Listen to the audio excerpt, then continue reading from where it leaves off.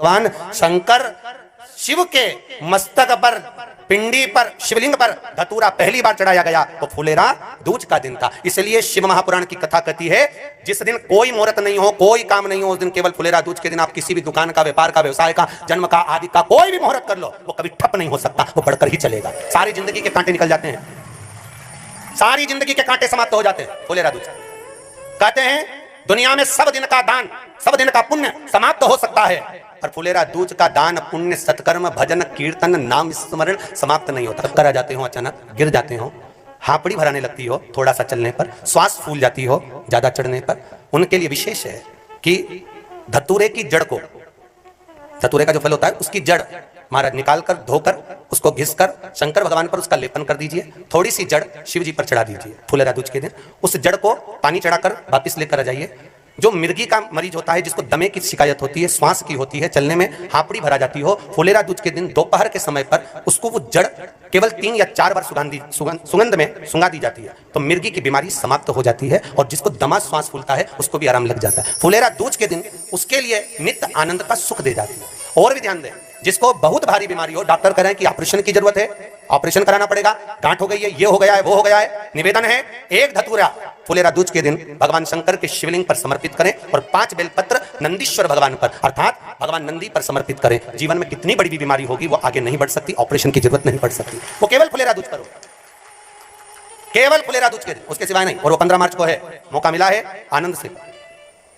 धतूरा होता है विशेला, कैसा होता है? विशेला, बहुत विष होता है धतूरे के अंदर, पर महाराज भगवान शिव को वो समर्पित किया जाता है जैसे पार्वती जी को लगा जब कोई साथ नहीं दे रहा, पार्वती जी को लगा जब कहीं से सुख का अनुभव नहीं हो रहा, आनंद का अनुभव नहीं हो रहा, पार्वती जी ले गई धतूरा, पार्वती मैया ले गई उस बेलपत्र को शिव को। और प्रयास करना, अगर दुख है तो एक धतूरा समर्पित कर कर 1 लोटा पानी अवश्य समर्पित कर।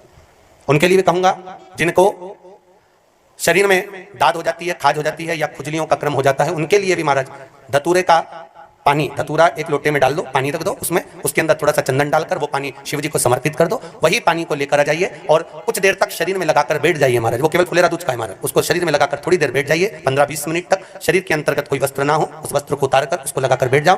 2.5 से 3 महीने में दांत खाज, किसी भी चर्म रोग होगा वो धीरे धीरे समाप्ति की ओर हो जाएगा। महाराज फुलेरा दूज का महत्व शास्त्र कहता है, भले इसको छुपा कर रखा गया हो शास्त्रों के अनुसार, पर इसकी महत्व का जो दुकान, जो व्यापार, जो व्यवसाय, और पहले भी आपको कहा, मान लो आप शिवरात्रि के दिन रात को भगवान शंकर को धतूरा चढ़ाते हो व्यापार व्यवसाय के लिए, और वो धतूरा आप शिवरात्रि के दिन सुबह 4 बजे से पहले नहीं बांध सकते, तो उस धतूरे को फुलेरा दूज के दिन लाल वस्त्र में बांधकर अपने व्यापार वाली जगह पर बांध दो। जीवन में कभी व्यापार नीचे नहीं जाएगा, बढ़ता ही चला जाएगा। और उनके लिए भी निवेदन करूंगा जिनके यहाँ कर्जा बहुत है, बहुत कर्जा है, चूक ही नहीं रहा, पैसा ही नहीं रहा, व्यापार चले तो कर्जा चूके, उनके लिए भी निवेदन करूंगा। एक धतूरा बेलपत्री के पेड़ के नीचे शिवलिंग का निर्माण कर कर फुलेरा दूज के दिन उस धतूरे को अपनी कामना कर कर हल्दी में भिगोकर उसको भगवान शंकर को समर्पित कर दीजिए अपनी कामना कर कर। उसी हल्दी की 1 बिंदी अपने साथ में रुमाल में लगाकर अपने व्यापार व्यवसाय की जगह पर लेकर जाइए। कर्जा धीरे धीरे धीरे धीरे जब चूकेगा, जब लक्ष्मी आएगी तो लक्ष्मी की वृद्धि भी वो करता। महाराज ये फुलेरा दूज के उपाय। जिन लड़का और लड़की का विवाह नहीं हो रहा है, महाराज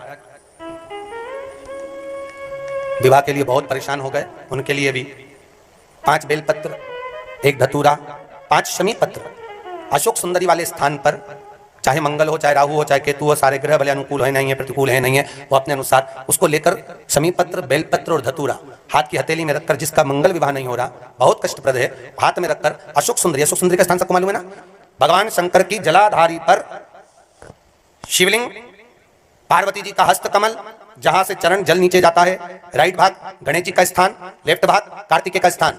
जलाशय में से, जलाधारी में से जो जल नीचे गिरता है बूंद बूंद, वो शंकर भगवान की 5 लड़कियां, जया, विषहरा, शामरीवारी, दोतली और देव।